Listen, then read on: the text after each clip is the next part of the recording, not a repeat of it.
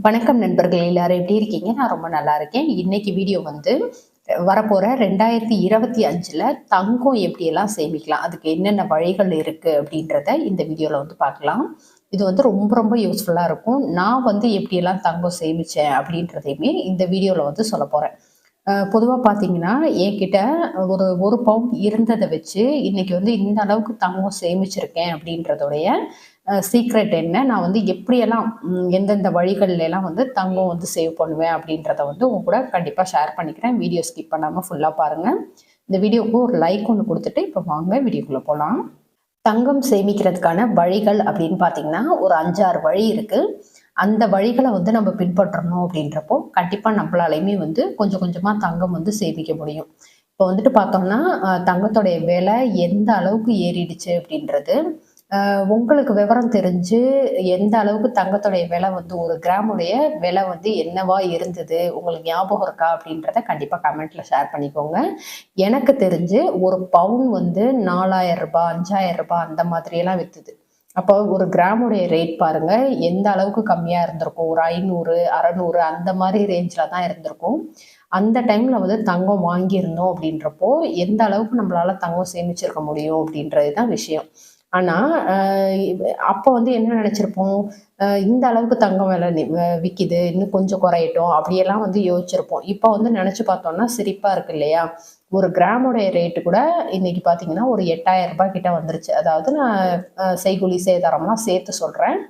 ஆனா, இன்னைக்கு 1 கிராம் தங்கத்தோடைய விலை பார்த்தீங்கன்னா, இன்னைக்கு வந்து ரூ. 7,150 கிட்ட விக்கிது. ஸோ, எந்த அளவுக்கு தங்கத்தோடைய விலை வந்து அதிகரிச்சுட்டு போகுது அப்படின்றத வந்து நம்ம பார்க்கணும். தங்கம் வந்து நான் பொறுமையா சேமிச்சுக்கிறேன். இன்னும் கொஞ்சம் விலை குறையட்டும். இன்னும் கொஞ்சம் நாள் கழிச்சு சேமிச்சுக்கிறேன் அப்படின்றது மாதிரிலாம் நெறைய பேர் சொல்லுவோம்.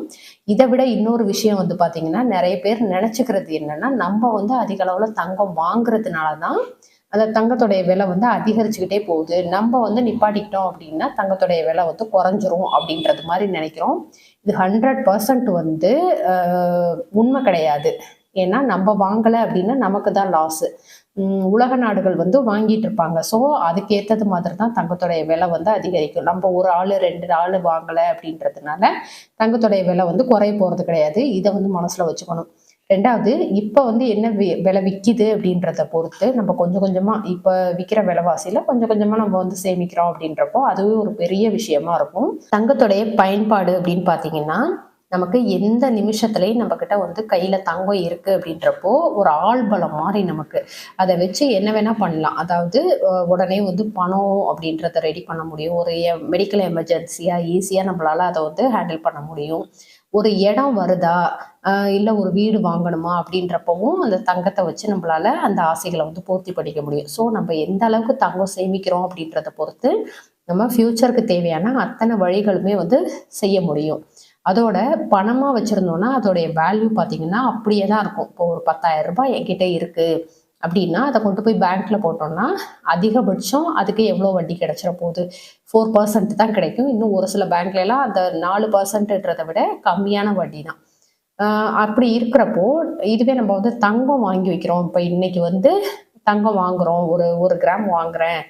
7,000 இருக்கு அப்படின்னா, இன்னும் ஒரு 4, 5 வருஷம் கழிச்சு, அந்த 7,000க்கு வாங்கின தங்கத்துடைய வேல்யூ பார்த்தீங்கன்னா, கிட்டத்தட்ட 1 கிராமே வந்து 12,000த்துல இருந்து 15,000 அந்த ஒரு 4, 5 வருஷத்துல ஏறிடும். அப்ப எந்த அளவுக்கு நமக்கு லாபம் கிடைக்குது?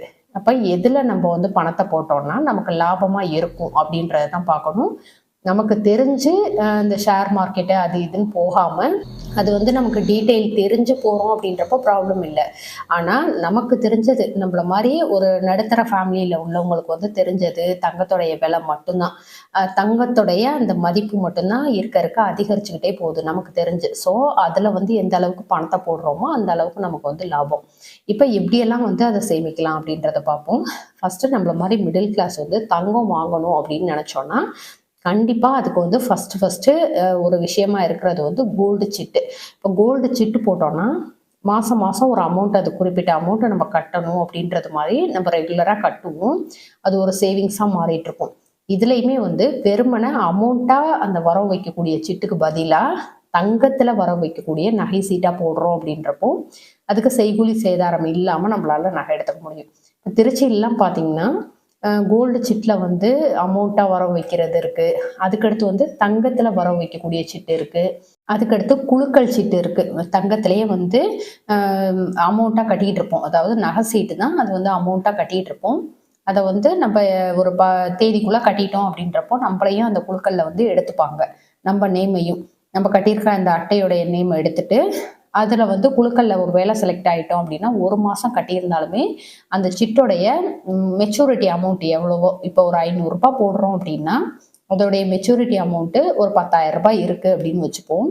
ஆனால் நம்ம 500 ரூபாய் தான் கட்டியிருக்கோம். அதுக்குள்ளே நம்ம வந்து அந்த குலுக்கல்ல செலக்ட் ஆகிட்டோம்னா அந்த 10,000க்கு உண்டான நகை வந்து நம்ம எடுத்துக்க முடியும், எந்தவித எக்ஸ்ட்ராவாக கொடுக்காம. இந்த மாதிரி எல்லாம் வந்து நம்ம ஒரு சிட்டு அப்படின்றது வந்து போடுறது நல்லது. இதில் நிறைய பேர் வந்துட்டு டவுட் கேட்டிருந்தீங்க, எந்த மாதிரி ஸ்கீம் வந்து செலக்ட் பண்ணுறது அப்படின்னு சொல்லிட்டு. உங்கள் ஊரில் என்ன ஸ்கீம் இருக்குது, பொதுவாக நம்ம வந்து ஒரு சிட்டு ஸ்கீம் வந்து செலக்ட் பண்ணுறது எப்படி அப்படின்றத பற்றின டீட்டெயில்டு வீடியோ வந்து அதுக்கப்புறம் நெக்ஸ்ட் வீடியோவும் உங்களுக்கு கொடுக்குறேன். இதில் நெக்ஸ்ட்டுன்னு போட்டிருக்கிறது எல்லாமே உங்களுக்கு அடுத்தடுத்த வீடியோவும் வரும். அதுக்கடுத்து கோல்டு சிட்டு வந்து பிரித்து கட்டலாமா அப்படின்றது மாதிரி ஒரு சிஸ்டர் கேட்டிருக்காங்க. இப்போ ஒரே சிட்டா போட்டால் நல்லதா, இல்லை ஒரு 5,000 ரூபாய் கட்டுறோம் அப்படின்னா அதை ஒரே 5,000 சிட்டா போடுறது நல்லதா, இல்லை பிரித்து ஒரு 1000 1000 1000ன்னு சொல்லிட்டு ஒரு 5 சிட்டா போடுறது நல்லதா அப்படின்றது மாதிரி கேட்டிருக்காங்க. இது வந்து பார்த்தீங்கன்னா நம்மளுடைய மனநிலை பொறுத்து தான். இப்போ 5,000 ரூபாய் என்னால் கண்டிப்பாக கட்டிட முடியும் ஒரே டைமா அப்படின்னா அது மாதிரி போட்டுக்கோங்க. இல்லை என்னால் வந்து 5,000 ஒரே டைமில் கட்ட முடியாது, இப்போ ஒரு 2,000 கிடைக்கும், அதுக்கப்புறம் ஒரு மந்த் எண்டில் வந்து ஒரு 2,000 கிடைக்கும், இடையில ஒரு 1,000 ரூபாய் எனக்கு அப்படி வரும் அப்படின்னா, அப்படி இருக்கிறவங்க வந்து 1,000 ரூபாய் சிட்டா ஒரு 5 போட்டு வச்சுக்கிட்டோம்னா நம்மக்கிட்ட இருக்கிறப்ப கொண்டுட்டு போய் டக்கு டக்குன்னு கட்டிட முடியும். ஸோ இந்த மாதிரி வந்து கட்டுறது தான் வந்து நல்லது. இந்த பிரித்து கட்டுறது அதுலேயுமே மில்லிகிராம் கூட நமக்கு கொஞ்சம் எக்ஸ்ட்ராவாக கிடைக்கிறதுக்கு வாய்ப்பு இருக்குது. ரொம்ப அதிகம்லாம் இல்லை, ஓரளவுக்கு வந்து நமக்கு எக்ஸ்ட்ராவாக கிடைக்கிறதுக்கு வாய்ப்பு இருக்குது. அதுக்கடுத்து 18 கேரட் தங்கம் வாங்கலாமா அப்படின்னு சொல்லி இப்போ ரீசெண்டாக ஒரு சிஸ்டர் வந்து கேட்டிருந்தாங்க. அதுதான் ரொம்ப நாளைக்கு உழைக்கும், ரொம்ப நல்லா இருக்கும் அப்படின்றது மாதிரி கேட்டிருந்தாங்க. அதோடைய பெனிஃபிட் என்ன அப்படின்றது வந்து உங்களுக்கு அடுத்த வீடியோவை நான் வந்து டீட்டெயில்டாக சொல்கிறேன். அதுக்கடுத்து அடகு வச்சு நகை வாங்கலாமா அப்படின்னு கேட்டிருக்கீங்க. அதாவது நம்மக்கிட்ட இப்போ 1 பவுன் நகை இருக்குது அப்படின்னா அதை கொண்டு போய் அடகு வச்சுட்டு அந்த அமௌண்ட்டுக்கு நம்ம நகையாக வாங்கலாமா அப்படின்றது மாதிரி கேட்டிருக்கிறீங்க. இதுவுமே வந்து டீட்டெயில்டாக நெக்ஸ்ட் வீடியோவாக கொடுக்குறேன். ஏன்னா இந்த ஒரு பர்டிகுலர் வீடியோ பார்த்தீங்கன்னா நிறைய நெகட்டிவாக சொல்லுவாங்க. அதாவது அடகு வச்சு வாங்கணுமா அப்படியெல்லாம் சொல்லுவாங்க. அதோடைய சாதக பாதகங்கள் என்ன, அதாவது நமக்கு ஃபேவராக இருக்கா, இல்லை வந்துட்டு அதில் ஏதாவது தவறுகள் இருக்கா அப்படின்றது மாதிரி நெக்ஸ்ட் வீடியோவில் கிளியராக சொல்கிறேன் நான். அடுத்து 100 மில்லிகிராமில் வந்து காயினாக வாங்குறது லாபமா நஷ்டமா அப்படின்றது மாதிரி கேட்குறீங்க. இது வந்து நம்மளுடைய அந்த ஒரு எண்ண ஓட்டத்தில் தான் இருக்குது. இப்போ என்கிட்ட வந்து ஒரு மாதத்துக்கு என்னால் ஒரு 1,000 ரூபாய் கிட்ட சேமிக்க முடியுது அப்படின்னா அதை வந்து நான் வேஸ்ட்டாக கையில் வச்சிட்டு இருந்தேன் அப்படின்றப்போ அது வந்து எனக்கு யூஸ் ஆகாது. ஏதாவது ஒரு தேவைக்கு தான் அதை எடுத்து பயன்படுத்துகிற மாதிரி இருக்கும். 1,000 ரூபாய்க்கு ஏதாவது நகை வாங்க முடியுமா அப்படின்னா அப்படியும் கிடையாது. இப்போ அதுவே வந்துட்டு ஒரு 100 மில்லிகிராமில் வந்து காயினாக எடுத்து வைக்கிறேன் அப்படின்றப்போ அதோடைய வேல்யூ வந்து இன்றைக்கி வேணால் நான் ஒரு 700 ரூபாய்க்கு வாங்கலாம். அது ஒரு எக்ஸாம்பிளுக்கு சொல்கிறேன். ஒரு 700 ரூபாய்க்கு வாங்குறேன் அப்படின்னா இன்னும் கொஞ்ச நாள் கழித்து உடனே அது விற்க போகிறதில்ல, சில வருடங்கள் வச்சுருந்து தான் நம்ம வந்து விற்போம்.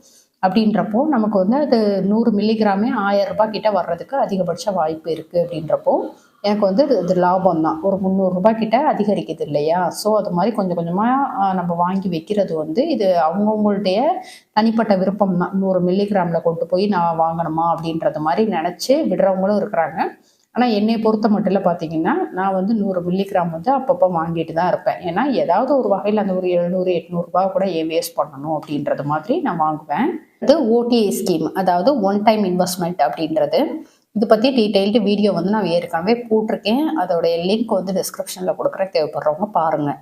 அதில் பார்த்தீங்கன்னா ஒன் டைம் இன்வெஸ்ட்மெண்ட் அப்படின்றது வந்து இப்போ என்கிட்ட ஒரு 10,000 ரூபாய் இருக்குது, இல்லை ஒரு 20,000 ரூபாய் இருக்குது, 1,00,000 ரூபாய் இருக்குது அப்படின்னா அதை வந்து நான் நகையாக கூட்டிகிட்டு போய் உடனேயுமே வாங்குறேன் அப்படின்றப்போ அதில் வந்து செய்கூலி சேதாரம் ஜிஎஸ்டி இது எல்லாமே கொடுத்து வாங்குறது மாதிரி இருக்கும்.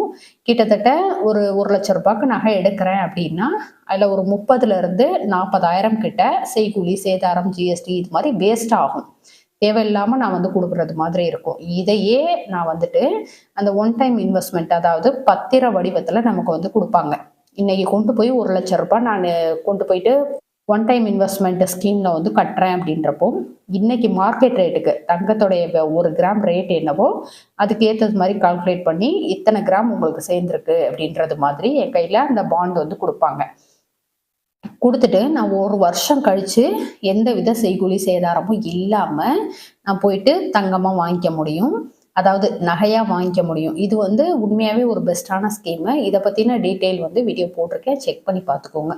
அதுக்கடுத்து பெரிய நகை எடுக்கிறது எப்படி அப்படின்றது மாதிரி நிறைய பேர் வந்து கேட்குறீங்க. ஏன்னா இப்போ விற்கக்கூடிய விலைவாசியில் நமக்கு 1 கிராம் 2 கிராம் எடுக்கிறதே போதும் போதும்னு ஆயிடுது.